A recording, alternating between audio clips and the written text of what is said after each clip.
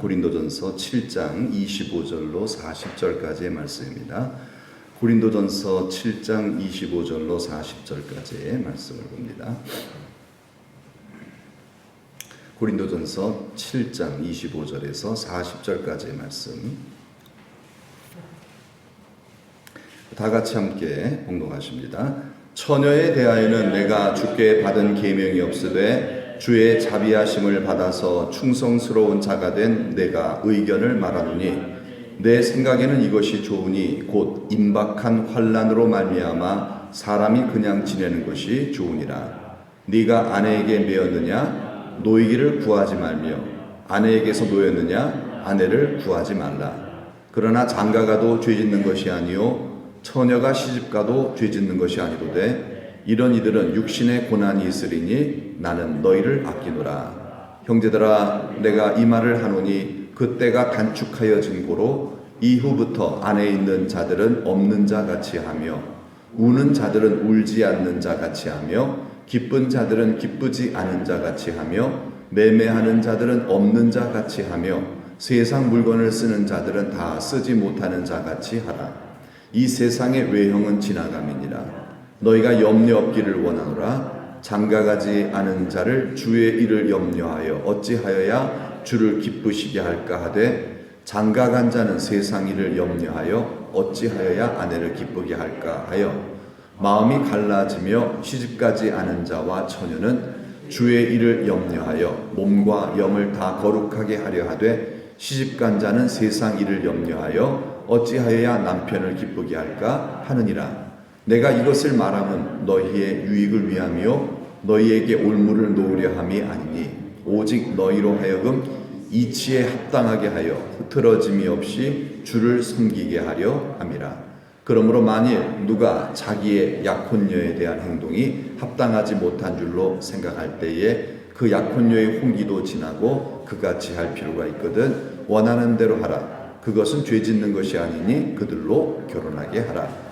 그러나 그가 마음을 정하고 또 부득이한 일도 없고 자기 뜻대로 할 권리가 있어서 그 약혼녀를 그대로 두기로 하여도 잘하는 것이니라. 그러므로 결혼하는 자도 잘하거니와 결혼하지 아니하는 자는 더 잘하는 것이니라. 아내는 그 남편이 살아있는 동안에 매어 있다가 남편이 죽으면 자유로워 자기 뜻대로 시집갈 것이나 주 안에서만 할 것이니라. 그러나 내 뜻에는 그냥 지내는 것이 더욱 복이 있으리로다. 나도 또한 하나님의 영을 받은 줄로 생각하노라. 아멘. 자, 우리 설교 제목 한번 따라해 보시겠습니다. 결혼은 꼭 해야 하는가? 세상에서 꼭 해야 한다고 그러죠. 근데 주님은 뭐라 그러시는가? 바울이 한 견해를 얘기하고 있습니다. 자, 25절 말씀 보면은요, 그 이전까지는 바울이 결혼에 대한 얘기를 했어요. 결혼에 대해서. 결혼을 왜 해야 하는가? 하나님이 결혼 제도를 만드셨거든요. 왜 결혼 제도를 만드셨냐면은, 이제 바울이 이제 고린도 교회의 그 어떤 특성을 좀 초점 맞춰서 하는 거예요. 많은 이유가 있어요. 많은 이유가 있지만은 고린도 교회의 이제 문제 해결을 위해서 이 말씀을 하는 것이기 때문에 그 특성상 이렇게 간략하게 결혼에 왜 필요한가에 대해서 이렇게 음란을 방지하기 위해서라는 거예요. 음란. 왜냐하면 모든 죄 중에 음란의 죄가 가장 중독성이 강해요. 그래서 음란한 자는, 간음한 자는 천국에 못 들어가게 되는, 그렇게 그것에 중독이 돼서 하나님과 관계가 깨져버려요. 믿음으로 살 수가 없어요. 그래서 그런 심각한 문제가 발생할 수 있기 때문에 이런 음란의 문제를 방지하기 위해서 결혼 제도를 만든 것이다. 결혼을 통해서 그 음란의 어떤 그 유혹을 막을 수 있다는 것이죠. 아내를 사랑하는 사람이 어떻게 바람을 피겠으며, 또 혹시 그렇게 사랑하지 않는다 할지라도 책임이 있잖아요. 그래서 이게 방지가 된다는 거죠. 또 방지장치. 사회적으로 우리 믿는 사람들이 더 덕이 돼야 되지 않습니까? 그리고 나아가서 왜 결혼을 해야 되는가? 이유는 전도를 위해서. 그래서 어떻게 하다 보니까 내가 믿지 않는 사람 결혼했어요. 그럼 헤어져야 돼? 아니라는 거예요. 일단 일이 어떻게 여기서 헤어지는 것도 하나님의 뜻이 아니라는 거예요. 일단 그래 됐으니까 그 영혼 위해서 끊임없이 기도해라. 전도해라. 이제 그런 거죠. 그래서 결혼은 바로 이렇게 음란을 방지하고 전도를 위해서 꼭 필요하다. 그러나 재혼에 대해서도 이렇게 말씀하셨어요. 그 전에 얘기예요. 재혼은 사실 안 하는 게 내가 추천이다. 왜냐하면은 하나님께 집중하기 위해서. 그래서 그렇게 이제 말씀을 이제 그 편지를 적고 있어요. 이제 오늘은 이제 25절부터는요. 이제 내가 여기부터 먼저 나와야죠. 처녀에 대하여는, 처녀에 대해서 결혼하지 않은 여자죠. 미혼 여자예요. 미혼 여성에 대해서는 내가 주께 받은 계명이 없으되, 이건 뭐예요? 구약 성경에 여기에 대한 기준을 가르쳐주고 있지 않다는 거예요. 그러니까 하나님의 계명이 이거다라고 분명하게 처녀에 대해서 명시된 것은 없다라는 거예요. 그러나 내 의견을 말한다. 바울의 의견을 얘기하는 거예요. 근데 바울이 이렇게 이제 이건 하나님께서 이렇게 계시로 딱 정해놓으신 그런 처녀에 대한 계명은 아니지만은, 그러나 자신이 어떤 사람이라고요? 충성스러운 사람. 누구에게? 하나님에게. 그러니까 뭐예요? 내 의견이 하나님의 의견과 사실 그렇게 크게 다르진 않을 것이다. 그러나 구약 성경에 딱 명시된 것이 없기 때문에, 그런 어떤 계명을 기준 삼아서 내가 말하는 것이 아니기 때문에 내 의견으로 얘기하지만, 그러나 하나님의 뜻도 대동소이할 것이다. 이렇게 어떤 자신의 지금 견해를 얘기하는데 어느 영적 어떤 권위가 있음을 좀 얘기하고 있는 거예요. 자신의 생각에는 이렇게 얘기하고 있죠. 계시의 말씀의 기준을 얘기한 것이 아니기 때문에 내 생각에는 처녀가 결혼하지 않고, 여기서의 처녀라는 것은요 뭐예요? 예수님을 잘 믿는 여자를 의미하는 거예요. 보통 여자를 의미하는 게 아니에요. 성령 충만하고 하나님 잘 섬기는 거룩한, 정말 어떻게 믿음이 좋아. 마치 빌립 집사님의 네 딸들처럼 막 예언의 영이 임하는 거예요. 하나님과 너무 친한 거예요. 하나님과 너무 친하니까 그 예언의 영을 가지고서 예언해 주니까 교회가 얼마나 유익이 되는지 몰라요. 그래서 그 빌립 집사님의 네 딸 결혼 안 하고 있어요. 왜 결혼 안 하냐면은 계속 기도하려니까 이게 결혼 생활에 얽매일 수가 없는 거예요. 근데 그런 성령 충만함으로 박해당하는 교회에게 큰 위로와 힘을 주고 있는 거죠. 그러니까 교회에 엄청난 기둥들이에요, 그 여인들이. 그래서 그 당시에 2000년 전이에요. 여러분, 과거 우리가 십수년 전만 하더라도 여자들 시집 안 가면은 난리 났잖아요. 그래서 맨날 집안에서 박해했잖아, 박해. 너 시집 언제 가냐? 그래, 막 그랬잖아요. 요즘 그랬다가는 이제 욕먹으니까 이제 조심을 하지만은요. 얼마 전까지만 하더라도요. 집에서 노처녀 완전히 막 굉장한 골치덩어리였잖아요. 2000년 전은요, 어마어마한 거예요. 그런데 왜 빌립 집사님이 그 네 딸을 다 시집 안 보내고 있었겠어요? 그건 뭐예요? 그만큼 하나님 나라에 유익이 되기 때문에 그렇고요. 그 개인에게도요, 복이 되기 때문에 그런 거죠. 그런 의미에서 바울도 그런 얘기를 하는 거예요. 이러한 정말 하나님 사랑하는 이 여인, 자기 생각에는 이렇게 좀 겸손하게 얘기하는 거죠. 내 생각에는 그 결혼 안 한 그 미혼 상태로 그대로 있으면 좋을 것 같다. 물론 신앙생활을 잘 안 하는데 그냥 있으면 안 돼요. 그거는 좀 그다음 그런 또 다음 문제가 있어요. 그러나 지금 여기서 말씀하고 있는 그런 정말 하나님 경외하는, 그래서 너무나 지금 하나님과 동행이 잘 되고 있어요. 교회에 덕이 되는 그런 일꾼이에요. 그런 자에게는 자신이 결혼을 추천하지 않는다 이런 얘기를 합니다. 비혼을 추천해주고 있대요. 왜냐하면은 그 전제가 있어요. 그 전제가 바로 뭐예요? 임박한 환란으로 말미암아라고 전제를 달고 있어요. 임박한 환란이 기다리고 있다는 거예요. 그러니 추천하지 않는다 이렇게 말씀합니다. 자, 여기서 임박한 환란이 뭘 의미할까요? 임박한 환란은 뭘 의미할까요? 예수님의 첫째로 재림이 임박했다라는 거죠. 여러분, 이 글을 쓰고 있는 바울은요, 예수님이 얼마 안 가오실 줄 알았어요. 그런 어떤 종말의식이 이제 강했다라는 거예요. 종말의식 엄청나게. 이게 뭐래요, 여러분? 예수님의 재림은 어느 누구에게도 안 가르쳐주죠. 3층까지 갔다 온 사도 바울도요, 예수님의 재림이 곧 있을 것으로 믿고 있었어요.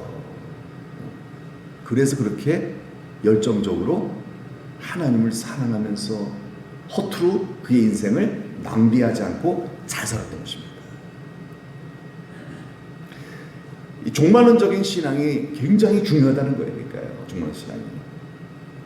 여러분, 한때 그런 거 있잖아요. 그 시한부 종말론 아시죠? 예수님 먼저 오신다. 1999년 몇 년에 오시면 오신다 그랬잖아요. 참 그게 사회 문제가 많이 됐고요. 그래서 그런 걸 교회에서 많이 비난을 했어요. 그런데 우리가 비난만 할 게 아니에요. 여러분, 시한부 종말론이라고 하지만은 사실요, 여러분, 예수님의 재림에 대해서 확신을 하고 얼마 안 남았다라고 생각하고 신앙생활하는 사람과 언제 올지 몰라. 오래는 안 오시고 글쎄 100년 이내도 안 오실 것 같아. 자, 이렇게 신앙생활하는 사람하고 어떤 사람이 더 경건하게 살 것 같으세요? 사실 시한부 종말론자들이 더 경건하게 살아요. 더 경건하게 살아요. 예수님 오실래니 이제 오시긴 오시겠지. 여러분, 다시 한번 생각해보면요, 내가 내일 죽을 거야. 이제 내일 죽어요. 죽게 됐어요. 그러면요, 여러분, 내일 죽을 것으로 확신하고 있는 사람과 이제 언제 죽을지 몰라요. 그런 사람과, 자, 우리가 죽기 전에 꼭 해야 될 일이 있어요. 뭐냐면 용서해야 돼요. 미워하면 안 돼요. 왜냐면 우리가 우리에게 죄 지은 자를 용서해 주지 않으면 천부께서도 나를 그와 같이 하신다 그랬죠? 그래, 안 그래요? 이거 다시 얘기해야 돼요? 그렇잖아요. 그러면 내가 용서하지 않고 사람을 미워하고 살면은 하늘나라 들어갈 수 있다는 얘기 없다는 얘기예요. 없다는 얘기예요. 아버지의 뜻대로 행하지 않는 자의 사람은요, 주여 주여 하면서 소위 믿는다라고 하는 렛대로 명찰은 달고 있지만은 껍데기 신자라는 뜻이에요. 진짜 신자가 아니라는 거예요. 용서해야 진짜 신자죠? 용서해야 진짜예요. 용서 안 하는 사람은 가짜예요. 네. 근데 그게 돼요? 안 되니까 성령으로 날마다 성령으로 나는 죽고 예수로 살아야 되는 거죠. 그래야 우리가 알곡을 계속해서 유지하다가 하늘나라 속 들어가죠. 근데 성령 충만하지 않으면요, 쭉정이 된다니까요. 쭉정이 된다니까요. 그래서 기도해야 되죠. 여러분, 날마다 기도하지 않으면요, 우리가 어떤 그날을 맞이할 줄 모르는 거예요. 설마 그게 사람 잡는 거예요. 그게 설마. 신앙생활 설마가 없어요. 반드시예요. 반드시거든요. 그렇다면은 여러분, 용서가 잘 돼야 안 돼요? 안 되잖아요. 그래도 해야 되기 때문에 기도하는 거잖아요. 그래서 막 기도해서 성령 받고 성령으로 용서하는 거거든요. 성령 용서하는 거거든요. 내 의로 용서하는 게, 용서했어. 됐어. 이게 용서가 아니에요. 이 용서가 아니에요. 성령으로 예수의 나는 죽고 예수로 용서를 해줘야 되는 거예요. 그게 진짜 용서거든요. 그래서 그렇게 정말 용서하기로 작정하고 기도하는 사람 용서가 돼요. 하나님 도와주세요. 그러나 용서 작정하지 않고 먹고 살게 바빠 죽겠는데 이런 사람은 용서를 안 하고 살게 돼 있어요. 자, 그렇다면은 내가 오늘 살고 내일 죽는다라고 하는 사람과 언제 죽을지 모르고 살아요. 건강하게. 어떤 사람이 지금 용서하겠어요? 내일 이제 죽을 사람은 용서합니다. 그게 거룩이에요, 여러분. 종말론적인 신앙이 나쁜 게 아니에요. 그렇죠? 종말론적인 신앙은요, 굉장히 필요한 거예요. 낮에나 밤에나 눈물을 머금고 내 주님 모시기만 고대합니다. 손혜원 목사님의 준비된 고대가인가요? 그죠? 예, 그죠? 예, 예. 얼마나 정말 거룩하게 하셨어요. 왜 그래요? 종말론적인 신앙 때문에 그렇죠. 주님 곧 오신다. 정말 손 목사님은 주님 곧 오실 걸로 믿으셨던 것 같아요. 주님 곧 오실 것으로. 그게 바로 그가 정말 주님 나라 가기 합당한 정결한 신부단장을 잘 할 수 있도록 촉매적 역할을 했던 거죠. 만약 우리가 정말 멀었어 이러면요, 여러분, 우리는요 기도 안 합니다. 잘요. 용서 잘 안 합니다. 주님 뜻대로 나중에 지금 안 죽으니까 나중에 이렇게 살다가 어떻게 돼? 그것이 이제 습관이 돼 갖고서요, 마음이 둔하여지면요, 이제 때가 돼도 안 되는 거예요. 그때 믿음을 다 잃어버렸거든요. 그때 당장 됩니까? 이제 굳어졌는데 마음이요. 근데 믿어보려고 해도 이제 안 믿어지는 거야. 잘 안 믿어지는 거예요. 그래서 여러분 정말 이 종말론적인 신앙 이게 나쁘게만 볼 게 아니에요. 굉장히 너무 예수님도 이걸 추천하셨어요. 시한부 종말론도요 나쁜 게 아니에요 사실은요. 이걸 문제는 이게 왜 나쁘냐면은 이용해 먹는 사람도 있어서 나쁜 거예요. 그렇죠? 나한테 다 바쳐 이런 거 있잖아요. 이렇게 이용해 먹는 못된 그래서 자기는 다 자기 그 계좌로 다 그 사람 재산 다 이렇게 해갖고서 꿈처럼 자기는 안 믿고 있는 거예요. 이 모모 씨가 자기 앞으로 다 해놨어요. 아니 자기도 다 바쳐야지 하나님께 그러려면요. 본인은 안 믿고 있다는 다 미혹한 거죠. 그렇게 성도를 미혹한 거예요. 그래서 시한부 종말로는 그렇게 못된 그런 사람, 못된 사람이 있죠. 사단이 항상 역사하고 있으니까. 사단에 의해서 성도들을 이용해 먹을 수 있기 때문에 나쁘다고 하는 것이지 사실은요 나쁜 게 아니에요. 여러분 오늘 정말 뜨겁게 간절히 하나님의 뜻대로 기도하고 열매를 맺을 수 있는 신자는요 내가 내일 죽을지도 모른다라는 마음을 갖고 기도하는 사람이겠죠. 반드시 그런 사람은 성령 충만이 됩니다. 기도가 달라요. 그러나 에이 내가 왜 죽어 이런 사람은요 진짜 곧 죽게 됐는데도 그런 사람은요 기도 안 합니다. 임박함이 없으면 안 하게 돼 있잖아요. 임박함이 없으면요. 그래서 저는 오늘 이 말씀을 묵상하고 준비하면서 꼭 임박한 종말론적인 신앙이 나쁜 게 아니다. 오히려 한국 교회는 이걸 잃어버려서 문제라는 거예요. 저도 그렇고요. 여러분 이걸 회복하는 은혜가 있기를 축복합니다. 예, 교회는 이게 중요한 거예요. 그렇죠? 여러분 우리는 우리의 의지로요 경건하게 살아갈 수 있다 없다? 못 살아가요. 살 수가 없더라고 보니까요. 안 되더라고 그게요. 뭔가 호떡집에 불이 나야 돼요. 아들에 불이 나야 돼요. 발등에 불이 떨어져야 돼요. 예. 경각심이 일어나야 되는 거죠. 영적 대각성 운동이잖아요. 막 회개하고 성령의 불을 받는 건 뭐예요? 각성이 일어난 거거든요. 발등에 불이 떨어진 거예요. 물론 그냥 이렇게 육신적인 현상으로 나타나진 않았어요. 그러나 영적으로 깨닫는 거죠. 아 큰일 났다 나 지금. 하루다 내가 망하게 되었다. 뭘 망하게 됐어요? 잘 먹고 잘 살고 있는데. 그런데 눈이 열렸거든요. 이사야 선지자가. 눈이 딱 열려보니까 자기가 어떤 존재 지금요? 망할 존재라는 거예요. 큰일 났죠? 그래서 기도하고 그래서 막 영이 열리고 충만해져서 몇백 년, 몇천 년 뒤까지 막 내다보는 그런 하나님의 영적 감각, 하나님과 친밀한 동행의 역사가 일어났던 거죠. 네. 이게 뭐예요? 임박함이 느껴지니까 영적으로요. 여러분 이런 임박함이 우리의 심령 속에 없으면요 우리는 영적으로 게으른 자가 됩니다. 그래서 기도 안 하게 되고요 자꾸 뒤로 미루게 되고요 육신의 일부터 먼저 도모하게 되고요 그럼 어떻게 돼요? 마음이 점점 둔해지면서 믿음을 다 잃어버려요. 처음 사랑 다 잃어버리고요 라오디게아 교회 같은 사대 교회, 에베소 교회 같은 부끄러운 교회가 될 수도 있다는 아니 반드시 됩니다. 여러분 이런 각성이 우리들에게 있기를 축복합니다. 예. 그런 의미로 감사해요 여러분들이요. 왜냐면 여러분들이 있으니까 제가 설교 준비를 하잖아요. 만약 내가 목회를 안 하면 설교 준비를 안 할 것 같아요. 그러면 이런 말씀이 가슴 와닿지 않는 거예요. 그러면은 뭐 어떻게 하겠어요? 그냥 먹고 그냥 사는 거예요. 그러나 이게 아니다. 큰일 났다.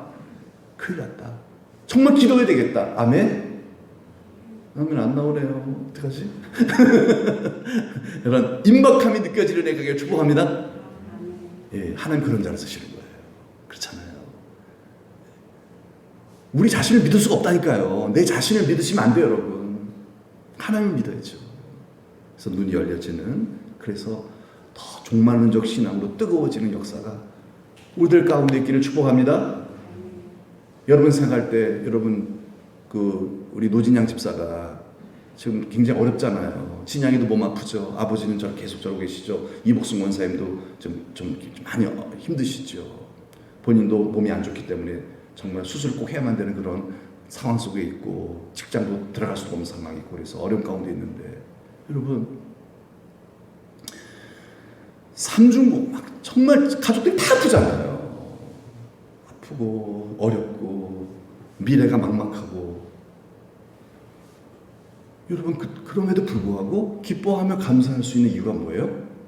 종말론적 신앙이기 때문에 그래요. 주님 곧 오시죠? 예. 그게 뒤에 붙어 있잖아요. 차 뒤에. 내 붙어 있잖아요. 그걸 믿으니까 얘가 견디는 거예요. 그렇죠? 이걸 믿으니까. 예수 믿는 걸로는 안 돼요. 힘들어요. 예수 믿는 거 믿죠? 이면 어떻게 돼? 예수, 나는 왜 그래? 이러면 어떻게 되겠어요? 다 믿는데 나는 왜 그래? 뭐 이렇게 되면요. 못 견딥니다. 그렇잖아요. 그런데 주님 곧 오십니다. 준비해야지. 깨어 기도가 되는 거예요. 그러니까 자꾸 구하고 주님 맞이할 준비에 임박함을 느껴 기도하니까 성령의 기름 부음을 통해서 견뎌낼 힘이 생기는 거죠. 힘이 생기는 거죠. 그러니까 여러분, 이 종말론적 신앙은요, 그런 나를 위해서 필요한 거예요. 사실은요. 내가 낙심하지 않고 어떤 상황 속에서든요, 낙심하지 않고 소망 있게, 활력 있게, 또 세상의 더러운 죄악에 빠지지 않고 이 몸의 죄성에 붙잡히지 아니하고 하나님의 뜻대로 복 있는 삶을 살게 하기 위해서 꼭 필요하죠. 예, 이 신앙이 없다면 우리의 믿음은 자라지 않습니다. 절대로요. 또 쳐져갖고서요 이렇게 되고 말아요. 여러분, 거기에는요 미래가 없어요. 올라가는 믿음이 있기를 축복합니다. 올라가는 우리의 겉사람은 뭐가 있어요? 좋은 게 앞으로 더 건강해질 리가 없잖아요. 날마다 부패하거든요. 그러나 우리의 속사람은 새로워질 수 있죠. 그게 종말론적 신앙입니다. 이것만 회복하면요 우리 속사람이 내 영혼이 잘된 것 같이 우리의 삶도 다시 하나님께서 역사하셔서 회복해 되는, 그래서 세상에 빛이 되고 전도가 되는 역사가 일어날 줄로 믿습니다. 예. 이 임박한 환란이라는 것은 재림이 왔다 이렇게 볼 수도 있고요. 또 교회의 박해를 생각할 수 있는 거예요. 자, 예수님이 곧 오실 거예요. 그걸 확신하고 있어요. 또 지금 교회가 이제 앞으로 큰 환란을 당하게 돼 있어요. 자, 시집가고 장가는 게 중요해요, 안 중요해요? 뭐가 중요해요? 지금 앞으로 지금 저기 우크라이나에 전쟁이 일어나고 있잖아요. 막 가족들이 죽고 난리가 치는데 여러분 그런 상황에서 시집가고 장가할 생각이 나요? 안 나죠. 우크라이나의 평화를 위해서 눈물로 기도하며 여러분 그런 생각밖에 안 들죠. 그렇기 때문에 이런 환란의 때를 앞두고 있는 바울의 입장에서 정말 거룩한 경건한 교회의 처녀들을 딱 보니까 이제 얼마 안 남았다는 거예요. 어떻게 살아야 되겠어요? 시집가고 사는 게 중요하겠어요? 그건 다음으로 보류해라 이거야죠. 그렇죠? 그렇게 얘기할 만하죠. 예, 그런 생각으로는 충분히 추천할 만하다는 거예요. 이렇게 그런 입장에서는요. 그래서 그 다음에 뭐라 그래요? 네가 아내에게 매였느냐? 이 말은 뭐예요? 결혼을 얘기하고 있는 거죠. 결혼은 매이는 거잖아요. 남편은 아내에게 매이는 거고 아내는 남편에게 매이는 거잖아요. 결혼을 많이 했다면은 어떻게 돼요? 이혼 아니에요. 그러면 안 돼요. 결혼했다면은 정말인데 이러면서 이제는 서로 보지도 않고 기도원에 가 처박혀 있고 이러면 된다 안 된다? 그거는 안 된다는 거예요. 그러려면 결혼하지 말아야지 이런 뜻이죠. 결혼을 했다라면은 노이기를 구하지 말고 함께 잘 믿어라 그런 뜻이죠. 결혼했다면은 그러면은 서로 갈라지지 말고 주님 맞아야 된다고 하면서 남편은 그냥 방에다 처박아놓고 자기는 맨날 교회에서 막 철회만 맨날 하고 그러지 말고 함께 기도하면서 예수 잘 믿으라는 거예요. 아내에게서 놓였느냐? 아내 놓였다는 말은 아내가 세상을 먼저 떠났다는 뜻이겠죠. 상처있다는 뜻이죠. 예. 어떻게 알아? 아내를 구하지 말라라는 말은 다시 또 어디 여자 없나? 좋은 여자 이렇게 찾아서 다시 그러다 보면 또 처갓집 여러 번 또 처갓집이 또 생기잖아요. 그러면 전 처갓집도 돌봐야 되고 후 처갓집도 돌봐야 되고 이러다 보면 일만 더 많아지겠죠. 아무래도요. 바울의 입장에서는 거예요. 하나님 나라 바라보고 있는 바울 입장에서 야, 세상을 복잡하게 만들 필요가 있다 없다? 없다는 얘기죠. 그렇죠. 하나님께 집중할 기회로 삼자. 잘됐다. 오히려 하나님 불러가셨으니 하나님 나라 하나님 좋으신 하나님 아버지께서 내 안에 정말 하나님의 선한 계획 가운데 부르셨으니 거기에 대해서 더 이상 내가 연연하지 않고 이제 내가 하나님 믿고 더 내 안에 남은 목 정말 하나님의 영광에 살아야지. 내 안에 죽음 헛되이 하지 말아야지. 그러면 어떻게 해야 돼요? 하나님께 집중해야 되죠? 그죠? 그 길을 삼자 이 말이에요. 아내를 먼저 갔는데 또 내가 세상이라도 빠져버리면은 아내의 죽음이 헛된 거라 이거예요. 하나님께서 정말 아내를 부르신 목적이 있다면은 그건 뭐예요? 나로 더 하나님 사랑하고 하나님 뜻대로 살아가는 거겠죠? 그쵸? 여러분에게 어려움이 있다고 생각해 보세요. 여러분의 고난이 있다는 거 뭐예요? 고난이 있다. 고난 때문에 더 타락하고 낙심한 그게 아니잖아요. 고난 때문에 더 하나님을 찾으라는 거죠. 고난으로 인하여 이 풍랑이 인하여 더 빨리 하나님께 더 가까이 나아가라고 나를 사랑하시는 하나님께서 그 고난을 내게 가시를 주신 거거든요. 오늘도 여러분 우리가 사사기 말씀 들으셨죠?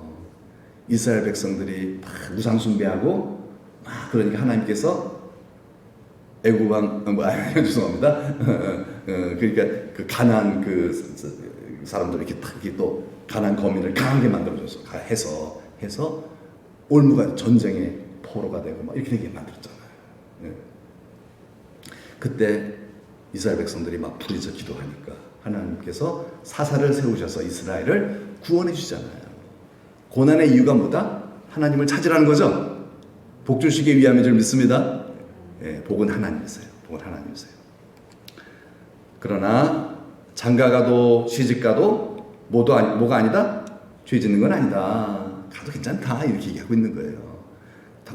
정죄하지 말라는 거죠. 그래도 재혼할 수 있다.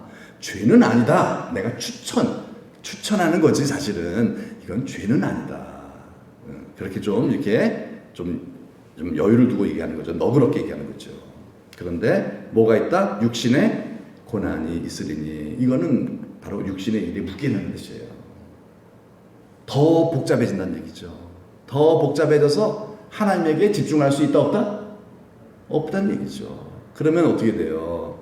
영혼이 안 되겠죠. 영혼이 안 되니 육신의 고난이 온다. 이제 이런 문제가 발생한다. 그래 나는 추천하지 않는다. 왜? 내가 너희를 아끼고 사랑하기 때문이다.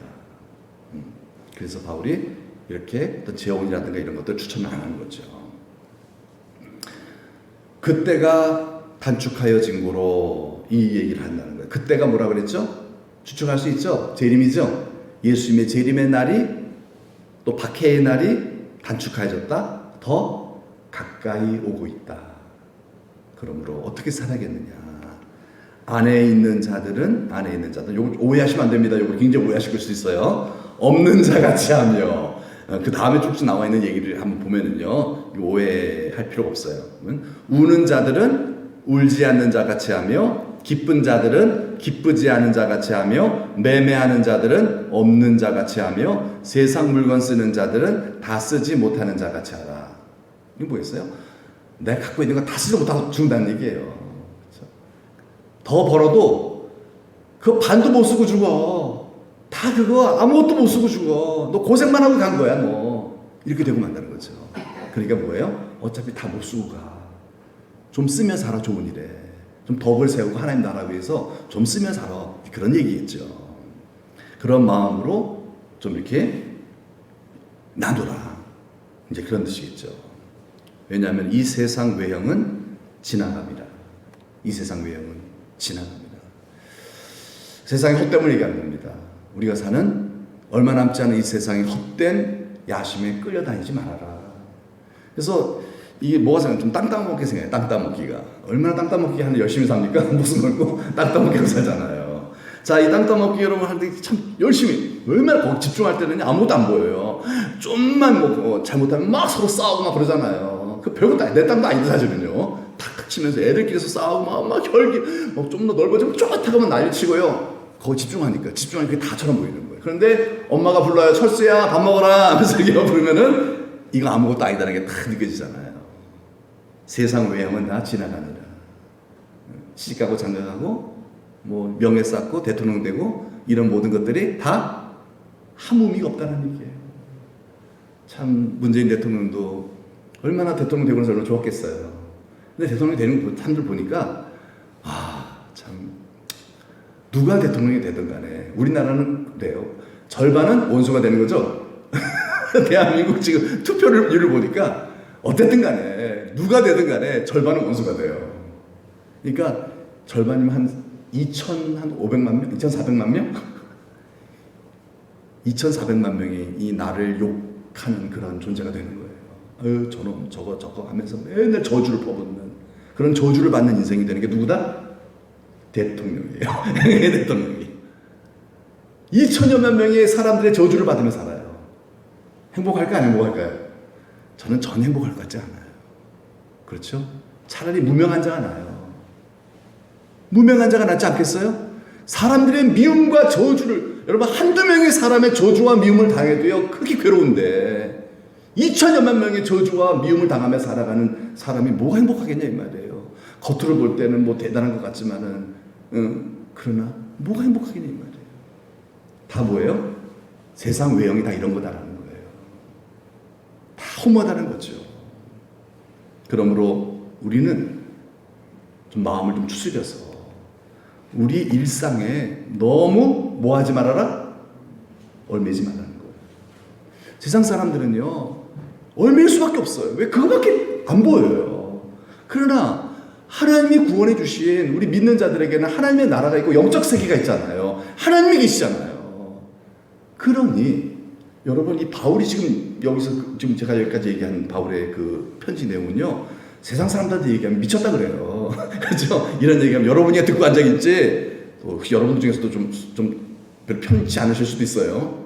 네. 그런데 여러분 정말 이거 그래요. 영적인 세계를 바라본다면은 맞지요? 맞아요? 틀려요? 주무시면 모릅니다. 주무시죠? 맞잖아요. 그렇잖아요. 너무 얽매이지 말라는 거예요. 여러분 왜 자꾸 교회를 부르겠어요? 여러분 절에는요 부르지 않아요. 그렇잖아요? 절에 다니는 사람들, 불교 신자하는 사람들이 뭐 절에 뭐 그렇게 뭐 자주 가요? 그 왜 그래? 종교라서 그래요. 종교는 배울 필요가 없어요. 종교는 인간이 만든 거예요. 내가 빌면 되는 게 무조건요. 내가 주인이에요. 내가 내 뜻대로 신에게 그냥 무조건 그게 종교예요. 종교는 배울 필요가 없어요. 종교는 지성만 드리면 돼. 지성만. 그러나 여러분 기독교 신앙은요 그러면 안 돼요. 왜 날마다 모이기를 힘쓰라 그러셨을까요? 나를 부인해야 돼요. 종교가 아니에요. 우리는요 주님 뜻대로 삽시다. 예, 그래야 하나님 나라 들어가요. 주여 주여 하는 자만 들어가는 게 아니에요. 종교가 되면 천국 문 닫혀버려요. 열심히 믿는 사람도요 종교로 믿어버리면 천국 문 닫혀버려요. 예, 분명히 성경 그런 말씀하고 계시죠? 여러분 유대인들이 얼마나 열심히 믿어요. 그런데 독사의 자식이 되었어요. 왜 그래요? 종교화 되어버렸기 때문에 그래요. 우리의 생각이 아니라 하나님의 생각을 배워야겠죠? 그런 하나님의 생각과 우리 생각은 정반대예요. 그러니까 내가 지금 갖고 있는 이제까지 배운 하나님의 생각도요 종교화 되어버리고 있거든요 지금요. 그래서 날마다 성령으로 새롭게 되고 나는 죽고 예수를 따라가는 자가 되지 않냐면 열매를 맺지 못하는 그런 먼저 된 자가 나중 돼버리고 말거든요. 신앙인이 아니라 그냥 종교인 신념의 사람이 돼버리고 만다는 거예요. 하나님의 나라 이와 같은 바울의 이 고백이 마음에 와닿지가 않는 거예요. 육신의 일만 도모하게 되는 거예요. 지금은 안 그렇지만요 어렸을 때 상주의 외할머니 댁에 어른 초등학교 놀러 다니고 그러니까 방학 때 되면 저희 어머니랑 같이 갔었거든요. 그래서 제가 멀미를 좀 많이 해갖고서 기차를 꼭 타고 갔어요. 기차 타면 멀미 안 하거든요. 기차를 타고 가면 어떻게 돼요? 서울에서 상주까지 곧바로 가는 기차가 없어요. 지금도 없죠. 예, 어디서 갈아타야 되죠? 김천에서 갈아타야 돼요. 김천에서 상주 가는 그 기차가 있잖아요. 그걸 갈아타야 돼요. 그러면 이제 대전까지 가는 기차를 딱 타고 오다가 중간에 어디 딱 잠깐 서는 데가 있어. 어디 대전이에요. 대전역에 딱 서면 대전역에 유명한 곳이 있죠? 우동 가게가 있어요. 여러분 성도들 아시죠? 요즘 애들은 몰라요. 요즘 애들은 모르는데 대전역의 우동 가게 기억이 나요. 그래가지고 딱 내려서 그 매점에서 그 플랫폼 거기서 우동을 파는데 그 우동을 시켜서 먹는데 혓바닥 닫았어요. 닫았어요. 왜 그래요? 방송이나 빨리 가세요 출발합니다 막 이러면서 시간이 그렇게 많이 주지 않거든요. 그래서 어머니랑 또 요즘과 같이 일회용 용품이 발달이 돼 있었어요. 그거 들고 타면 얼마나 좋아요. 그때는 일회용이 없잖아요. 그러니까 거기 두고 가야 돼요. 들고 못 가. 그러니까 막 허겁지겁 먹느라고. 왜요? 천천히 그 우동 맛을 느끼면서 먹다 보면은 차는 어떻게 돼요? 요즘같이 기다려주지 않아요. 요즘같이 막 이렇게 막 인권이 있어갖고서요 막 이렇게 해주지 않아요. 그냥 가버려요. 이게 바로 뭘까요? 이게 바로 주의 부르심이라는 거죠. 너무 멀리 가면 안 돼요, 여러분. 너무 빠지시면 안 돼요. 너무 빠지시면 안 돼요. 주님의 부르시는 소리가 안 들리는 거예요. 안 들리기도 하고요.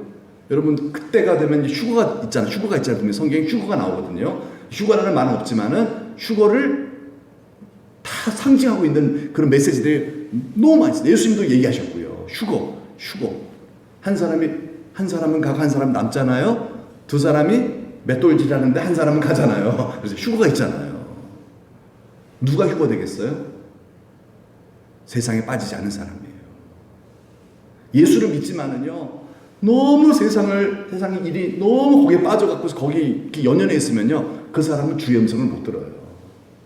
휴거라는 말의 뜻이 매가 병아리를 탁 낚아채듯이 쫙 잡아 올라간다는 뜻이거든요. 랩션, 휴거라는 뜻이거든요. 그래서 누가 이렇게 딱 부름받겠어요? 누가? 예, 너무 멀리 가지 않은 사람. 여러분 교회 언저리에서 노시기를 축복합니다. 교회 언저리 노셔야 돼요. 열심히 일을 하시더라도 교회 언저리에서 노셔야 돼요. 그래서 오늘도 여러분 오늘 이렇게 오신 분들은 언저리에 노신 분들이에요. 언저리에서 이렇게 노셔야만 오지. 너무 멀리 가 계시면요 안 들려요. 오늘 금요일이야? 오늘 수요일이야? 심지어는 주일인지도 몰라요. 언제인지도 몰라요. 너무 빠져있어요. 이러면 안 되겠죠? 예, 아멘입니다. 왜 그래요? 중요한 것은 이 세상 일이 아니라서 그래요. 여러분 시집가고 장가하는 일이 얼마나 중요한 일이에요. 그런데 중요하지 않다? 무엇보다 하나님 나라보다는 중요하지 않다. 내 영혼보다는 중요하지 않다. 하나님 사랑하는 것보다는 더 중요하지 않습니다. 문제는 지금 뭐예요? 그걸 더 중요하게 여긴다는 거예요. 오늘의 시대는요, 직장을 하나님 가까이 하는 것보다 더 중요하게 여기고요. 그렇죠. 이게 비극이에요. 그러면은 랩션, 휴거가 안 돼요. 분명한 건데 주의 음성을 들을 수가 없는 거예요. 부르심을 받지 못해요.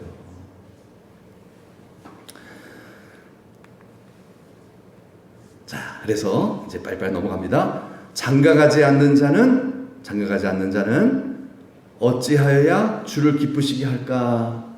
여기서 그냥 무조건 장가하지 않는 사람 그러나 장가하지 않으면서 맨날 음탄하게 사는 사람도 많아요. 그래서 있어요. 근데 정말 하나님 경외하는 그런 결혼하지 않는 그런 남자들 얘기하는 거죠. 그런 사람들의 마음은요 어떻겠어요? 장가 간 사람들보다 비교적 상대적. 왜냐하면 장가 간 사람들은 자기 가족을 돌봐야 되잖아요. 그러니까 뭔가 좀 홀가분하잖아요. 하나님을 섬기는 일에 좀 더 집중할 수 있잖아요. 아내를 기쁘게 결혼하면 아내를 기쁘게 해줘야 되거든요. 자식도 기쁘게 해줘야 되거든요. 그리고 처가도 또 돌봐야 되거든요. 그런데 장가가지 않는 경건한 신자는 어떻게 하겠어요? 오직 예수죠. 가능하잖아요. 여러분 이거를 하나님께서는요 그걸 보신다는 거예요. 그래서 바울이 얘기를 하고 있는 거예요. 아, 정상 참자 없다는 얘기예요. 너는 장가 갔으니까 이 정도는 내가 없다는 거예요. 그거 아니에요. 그거 그렇지 않다는 거예요. 장가 갔어도 그래도 장가 가지 않은 신자와 나는 똑같이 어떻게 나를 얼마만큼 사랑했는지를 난 본다. 그렇게 보신다는 거죠.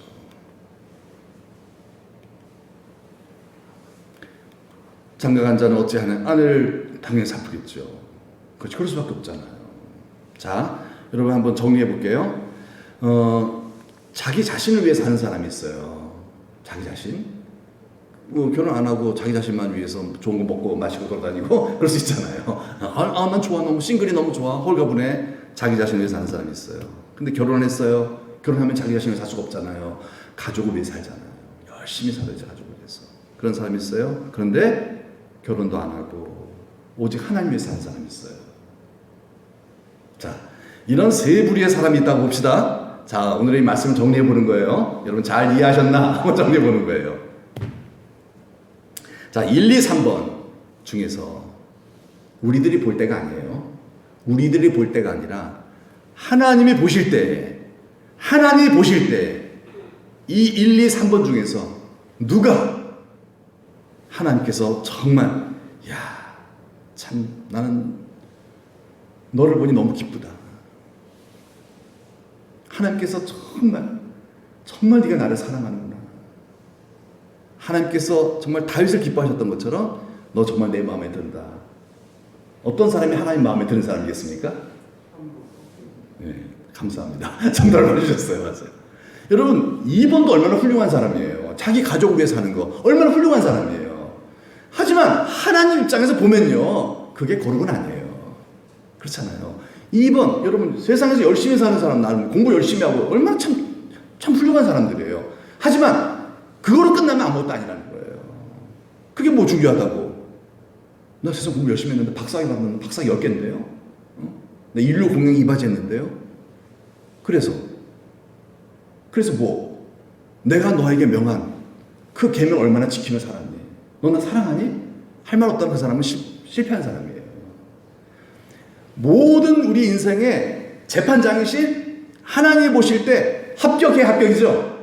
넌 실격하면 실격이에요. 그러니까 우리 입장에서 볼 때는요, 세상에 성공하고 대통령 되고 뭐 명성을 날리고 뭐 이런 거, 그런 게 대단한 것처럼 여겨질 수 있고요. 예수 믿으면서 그런 걸 하는 걸 대단하다 볼 수 있겠지만은요, 사실 그래요. 그게 아니라 정말로 예수님 사랑하는 게, 예수님에게 집중. 나는 정말 가진 것도 없어요. 세상에서 어떻게 차지한 영광도 없어요. 세상 사람은 나를 볼 때, 뭐 저러고 살아? 그렇게 볼 수도 있어요. 하지만 나는 너무 하나님을 사랑해요. 안전한 사람 하나님밖에 없어요. 그래서 정말 예수님 같은 성품으로 열매를 맺고 있어요. 여러분 이러한 자가 뭐예요? 천국의 큰 자죠? 이런 사람이 천국 큰 자예요. 여러분 이런 사람은 아무나 될 수가 없어요. 아무 일 안 한다고 할 수 있는 게 아니에요. 여러분 아무 일 안 하는 사람은 더 바빠요. 아무 일 하는 사람들이요, 놀러 다니기 바쁘고요, 더 그래요. 하나님에게 집중할 수 있다는 자체는요, 이거는 굉장한 경건이에요. 하나님이 굉장히 거룩하게 봐요. 기쁘게 여겨요.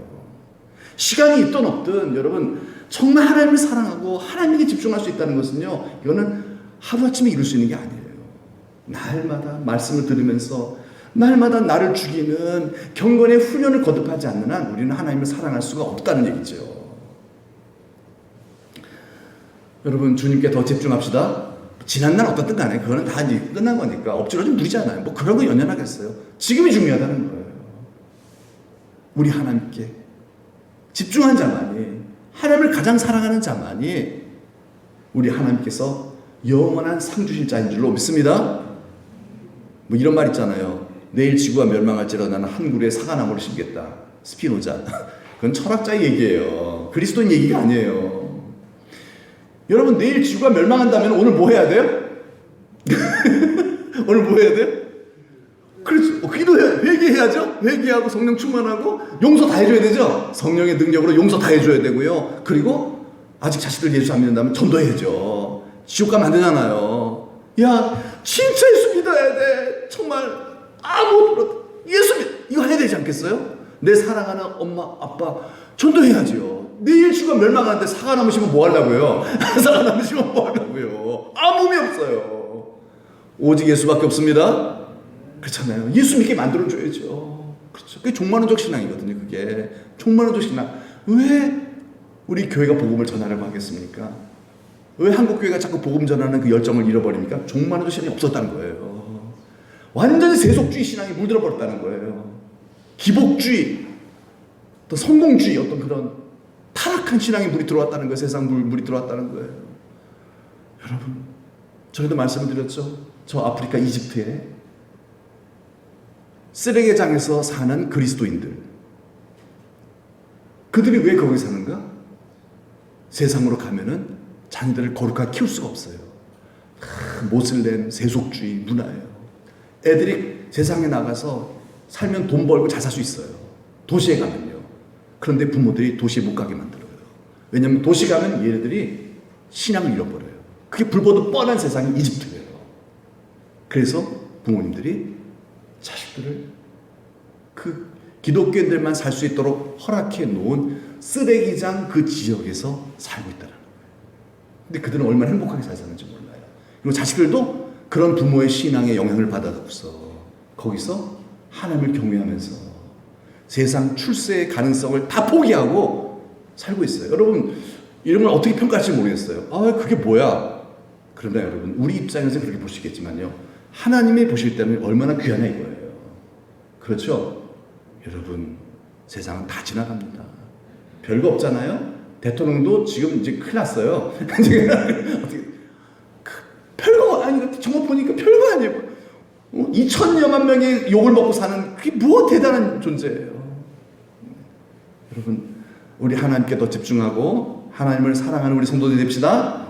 이 결론이에요. 이것을 너희에게 말하면, 자, 하나님께서 저를 통해서 이 말씀을 여러분들에게 전하는 이유는 바로 뭐예요? 이치에 합당하게 예수를 믿되 다른 이치가 있어요.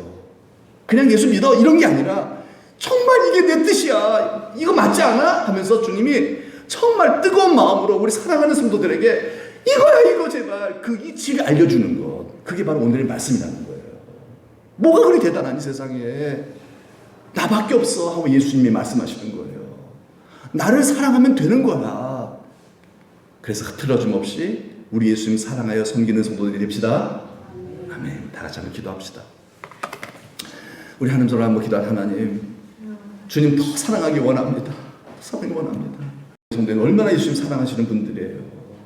그런데요, 살다 보면 우리의 믿음이 또 흐트러질 수도 있어요.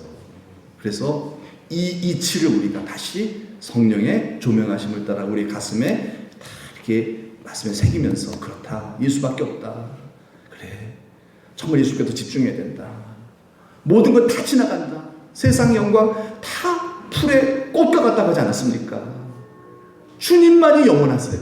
주님만이 영원하세요. 그리고 우리는 다 주님 심판대 앞에 서게 되어 있습니다. 누가 그 주님의 그 12 보좌 앞에서 앉아서 주님과 함께 세상을 통치하고 재판하는 자가 되겠습니까? 주님을 사랑하는 사람들이에요. 영원한 그런 자가 네가 되길 원해. 내 곁에 좀 머물러 있지 않으려? 내가 네 눈을 열어줄게. 내가 성령을 부어줄게. 정말 하나님 살아가는 게 최고의 복인 것을 내가 알려줄게 하시면서 우리의 마음이 흐트러지지 않고 이 주님의 이 바른 이치에 더 붙잡혀서 우리가 살아감으로 우리의 신앙이 더 정금 같아지고요.